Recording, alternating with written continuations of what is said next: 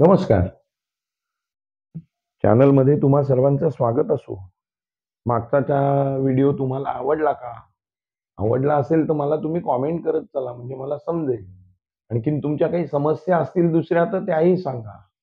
आता मी सगळ्या ग्रहांवरती आणि त्यांच्या दोषांवरती एक असे व्हिडिओ करणार आहे. आता मागे आपण एक व्हिडिओ केला होता मी मंगळ दोष, पत्रिकेत असलेला मंगळ दोष. तुम्हाला मंगळ दोष आहे का? पाहूया आपण. असं म्हणून मी तुम्हाला दाखवलं होतं की मंगळ दोष कसा बघायचा. आज आपण बघूया, एक पत्रिका काढतो छोटी इथे, म्हणजे लक्षात येईल, मला बोलायला हे सोपं पडेल. ही आपली जन्मकुंडली. याच्यामध्ये ही 12 घरं असतात.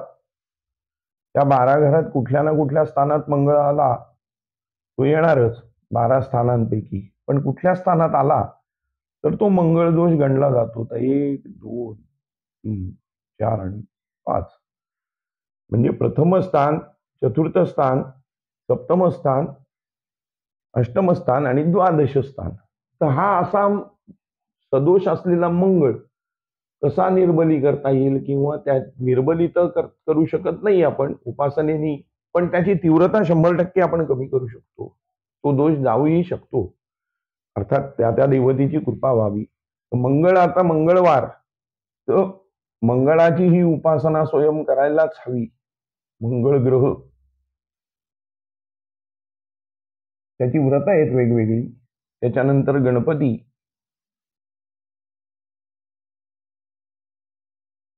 आणखीन देवी,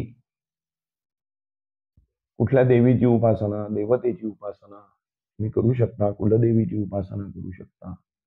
त्याच्यानंतर मारुती रायाची सोबत उपासना करू शकता. पण हे हे 3 देव करत असताना मंगळ ग्रहाची वैयक्तिक उपासना आहे का? तर आहे. आता त्याच्याविषयी आपण जाणून घेऊया. मंगळ ग्रहावर, मंगळ ग्रहासाठी धरणी गर्भसंभूतम विद्युत्कांती समप्रभम कुमारम शक्तिहस्तंच मंगलम प्रणमाम्यम, हा नवग्रह स्तोत्रातला मंत्र आहे. हा पुराणोक्त मंगळाचा मंत्र आहे.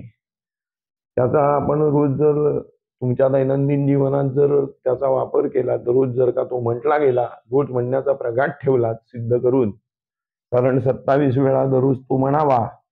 27 वेळा सिद्ध करायची संख्या आहे त्याची जपसंख्या 10,000. 10,000 जपसंख्या आहे.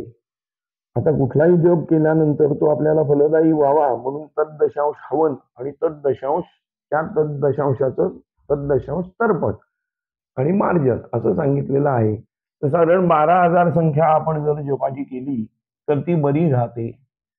आणि कलियुगात ती चारपट करावी म्हणजे 100% फळ मिळतं. पण एवढं कार्य प्रत्येकाला वेळेअभावानुसार एवढं जमणार नाहीये. ही उपासना तुम्ही गुरुजींद्वारेही करून घेऊ शकता. आणि ते मंगळ ग्रहाची शांती किंवा मंगळ ग्रह अनुकूल व्हावा म्हणून त्या प्रित्यर्थ केलेली शांती, ते गुरुजींना विचारलं तर सांगतील. ते मी डिस्क्रिप्शन मध्ये व्यवस्थित या सर्व ज्या देव उपासना तुम्हाला उपाय सांगणार आहे ते सगळे तिथे लिहून ठेवणार आहे डिस्क्रिप्शन मध्ये. ते तुम्ही पहा म्हणजे व्हिडिओ जास्त लांबणार नाही.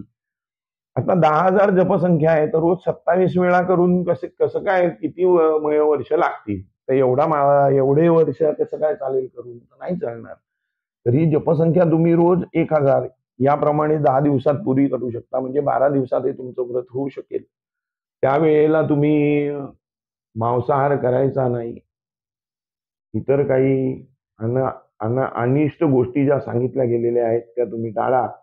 त्याच्यानंतर होईल तेवढं उपवासाच्या ज्या म्हणून गोष्टी नियम सांगितलेले आहेत ते सगळे नियम या उपासाला लागू होतात. दिवसभर उपोषण करायचं आणि संध्याकाळी गणपतीची आणि मंगळ ग्रहाची किंवा मंगळ ग्रह आणि देवी, मंगळ आणि मारुती अशी उपासना करून त्यांना नैवेद्य दाखवून उपास सोडायचा. आता ह्याला विशेष अशी पूजा विधान आहे का? तो आहे. तर त्याची पंचोपचारी तरी किमान पूजा करा. पंचोपचारी पूजा म्हणजे घरात आपण रोज देवांची पूजा करतो किमान, तशीच ह्याचीही पूजा करायची आहे. ह्याला लाल फूल प्रिय आहे. लाल फूल, लाल अक्षता, पूजनात असाव्यात. त्याच्यानंतर लाल वस्त्र परिधान करावं शक्यतो. उपासनेच्या वेळेला किंवा दिवसभरात तुम्ही वापरू शकता लाल. लाल रंग हा त्याचा आहे, तर लाल रंग असावा. त्यानंतर याची काही दानं सांगितलेली आहेत. आता दान काय काय आहे, तर पदार्थामध्ये मसूर, गूळ,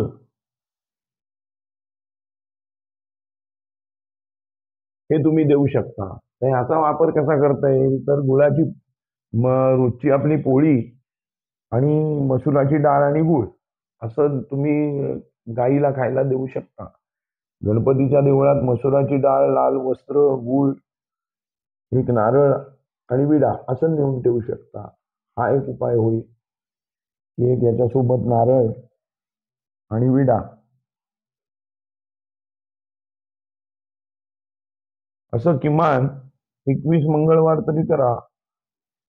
उपास करायचा, घरी पूजा करायला जमेल तेवढी करायची आणि हे सगळं दान जे सांगितलेलं आहे, लाल वस्त्र, लाल फूल, लाल अक्षता, मसूर डाळ, गूळ किंवा अख्खा मसूर, एक नारळ आणि विडा असं 21 मंगळवारी हे तुम्ही ठेवू शकता. त्याच्यानंतर हा जो जप आहे, तर एवढा मोठा मी मगाशी मंत्र म्हटला, डिस्क्रिप्शन मध्ये लिहिलेलाच असेल तो. पण दुसरा एक छोटासा त्याचा बीजमंत्र येतो. अंगारकाय नमः. अंगारकाय नमः हा जप आहे त्याचा. ओम अंगारकाय नमः. तर हा बीजमंत्र जरी ही संख्या केली पूर्ण आपण तरी चालू शकतो. ओम अंगारकाय नमः किंवा अंगारकाय नमः हा जप तुम्ही करा. 12,000 करायचा आणि नंतर मग दररोज 27 वेळा त्याचं स्मरण केलं किंवा एक माळ जरी केला तरी तो चालू शकतो. म्हणजे तो सिद्ध होईल आणि त्याची तीव्रता कमी होईल. आता याला आणखीन काही व्रत आहे का? आता आहे गणपतीचं आपण अंगारकी चतुर्थी आहे. अंगारिका चतुर्थी हे व्रत काय, तर कसं आलं ते? मंगळ जेव्हा 7 वर्षाचा होता त्याला वेगवेगळी नावं आहेत. मंगळाची 108 नावं सुद्धा आहेत. अष्टोत्तर शत ते तुम्हाला मी डिस्क्रिप्शन मध्ये लिहीन. त्याच्यानंतर मंगळाचं स्तोत्र आहे, अंगारक स्तोत्र. अंगारक स्तोत्र किंवा याला ऋणमोचन मंगल स्तोत्र नावानेही ते प्रसिद्ध आहे. जर व्यवसायात, व्यापारात, उद्योगात जर का कर्ज होत असेल आणि ते जर फिटत नसेल तर मंगळवारी शक्यतो कर्ज काढू नये. मंगळवारी पैसे द्यावेत, ऋण जावं. त्या स्तोत्रामध्ये म्हटलेलं आहे असं, ऋणन्न जायते तस्य धनम शीघ्रम अवाप्नुयात. म्हणजे जे काही कर्ज असेल ते लवकर फिटण्यास मार्ग मिळतो आणि लवकर तो माणूस कर्ज रहित होऊन धनवान होतो. त्याला कर्ज घ्यायची वेळ येत नाही. असं हे अंगारकाचं व्रत आहे. हे स्तोत्र रोज म्हणायचं संध्याकाळी. किमान मंगळवारी तरी ही पूजा झाल्यानंतर तुम्ही म्हणू शकता. उपासानंतर हे व्रत करता येतं. अंगारिका, आता आपण पाहूया त्याचा जन्म कसा आहे. तर भरद्वाज ऋषींपासून त्याचा उद्भेज आहे आणि धरणी, भूमी तिन्ही स्त्री रूप घेऊन त्याचं सांगोपन केलेलं आहे. तो भूमिपुत्र आहे म्हणून त्याला भूमिपुत्र असं म्हणतात. त्याला भौम असंही एक नाव आहे मंगळाला. तर तो 7 वर्षाचा झाला तेव्हा ती भरद्वाज मुनींकडे गेली आणि त्यांना सांगितलं की तुम्ही हा तुमचा मुलगा आहे आणि त्याचा तुम्ही आता सांभाळ करा, असं म्हणून ती अंतर्ध्यान पावली. त्याचं नाव मंगळ कसं पडलं, तर तो ज्या दिवशी भेटला त्यांना तेव्हा ते खूपच आनंदित झाले. त्यांना त्याचं सांगोपन त्यांनी करायचा स्वीकार केला की आता 7 वर्षाचा झालाय, त्याला मी बोध करीन. म्हणून त्या मंगलसमयी त्याचं मंगलसमय आहे हा असं समजून भरद्वाज मुनींनी त्याला मंगळ हे नाव दिलेलं आहे. म्हणून त्याला मंगल असं नाव त्यांनी दिलं आणि मंगल नावाने त्याचं नामकरण झालं. म्हणून हा आपण मंगळ ग्रह म्हणतो. तर हा काय करतो, तर हा पराक्रमी आहे, शूर आहे, योद्धा आहे, माणसाला करारी बनवतो. भरपूर त्याच्या गोष्टी आहेत. धाडस माणसाला देतो. तो निर्विघ्नपणे माणूस काम पूर्ण करू शकतो. जो एक आत्मविश्वास आहे त्याला तो सपोर्ट करतो, मदत करतो आपल्याला. पण आक्रमक ही जी भूमिका त्याची आहे, तर त्याच्या त्या आक्रमकतेमुळे त्यांचे मंगळनिष्ठ असतात ते चिडचिड करत असतात. विनाकारण त्यांना राग येत असतो. तर छोट्या गोष्टीवरून पण ते भरपूर रागावतात. तर अशा लोकांनी हे ऋणमोचन स्तोत्र रोज मंगळाचं म्हणावं.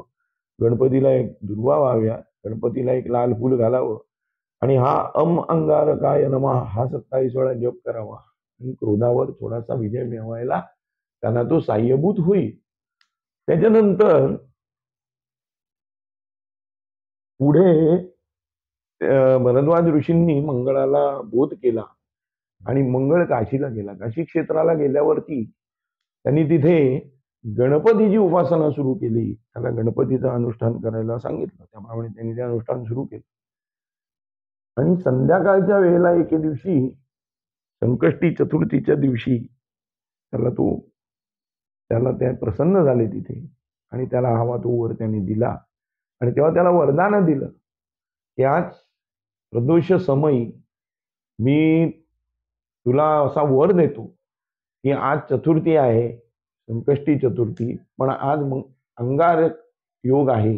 अंगारकी आपण जे म्हणतो, तर मंगळवार होता आणि त्या दिवशी ती होती भाद्रपद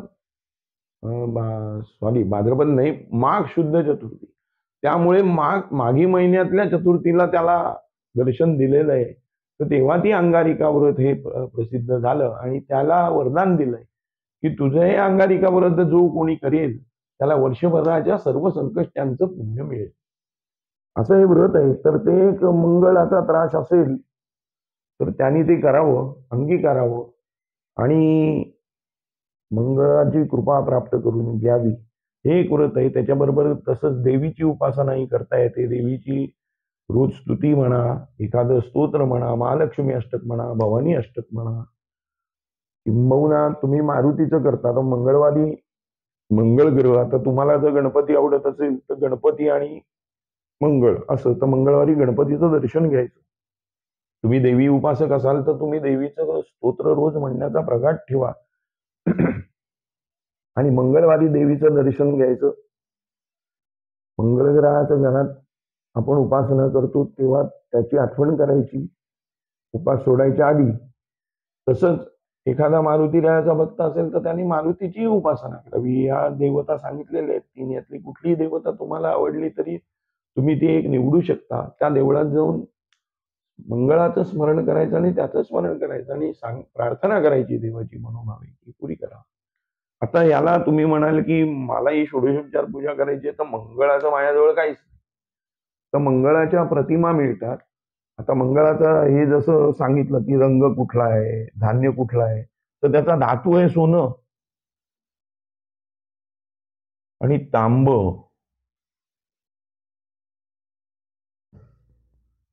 तर तांब हा धातू आपण मंगळासाठी वापरू शकतो. तर त्याची प्रतिमा बाजारात मिळते. ती नाही मिळाली मार्केटमध्ये तुम्हाला तर चांदीची ही प्रतिमा घेतली पूजनासाठी तरी चालेल.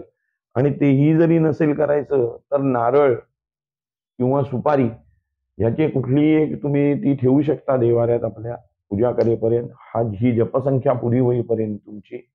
फक्त ह्या तुम्हाला जर का 12,000 जप पुरा करायचा असेल तर त्याचं एक विधान आहे की त्याच्यात खंडित नाही होता कामा आणि ब्रह्मचर्य पालन केलं गेलं पाहिजे. इतर काही ज्या निषिद्ध म्हणून गोष्टी सांगितल्या आहेत त्या निषिद्ध गोष्टी करायच्या नाहीयेत. आहार हा सात्विक शाकाहारीच ठेवायचा आहे आणि ही जपसंख्या पुरी करायची. त्याच्यानंतर एखाद्या गुरुजींना तुम्ही बोलवून सांगू शकता की माझ्या 12,000 संख्या पूर्ण झाले आणि मला त्याचं हवन करायचं. ते गुरुजी येऊन तुम्हाला हवन करून देतील. एक वेगळं विधान आहे भौमशांती, तर ती आणखीन संयुक्तिक होईल. पण किमान एवढं तरी तुम्ही करा आणि तुमच्या ज्या काही समस्या आहेत त्याचं निराकरण याच्यामुळे होईल. मंगळाची तुम्हाला अखंड कृपा गणपती देवी आणि मारुती यांच्यासह लाभो असं मी म्हणतो. आणखीन माझं डिस्क्रिप्शन आहे त्याच्यामध्ये तुम्ही वाचा ते पहा. त्याच्यामध्ये जर काही अडचण आली तर माझा व्हॉट्सअप नंबर हा वरती असतोच लिहिलेला, तो आहे लिहिलेला. त्याच्यावरही तुम्ही संपर्क साधू शकता. कॉमेंट्समध्येही तुम्ही मला कॉमेंट्स करा, लाईक करा, शेअर करा. आणखीन तुम्हाला दुसरा कसला व्हिडिओ हवा असेल तर तोही मला कळवा, म्हणजे मला व्हिडिओ बनवायला बरं पडेल. धन्यवाद.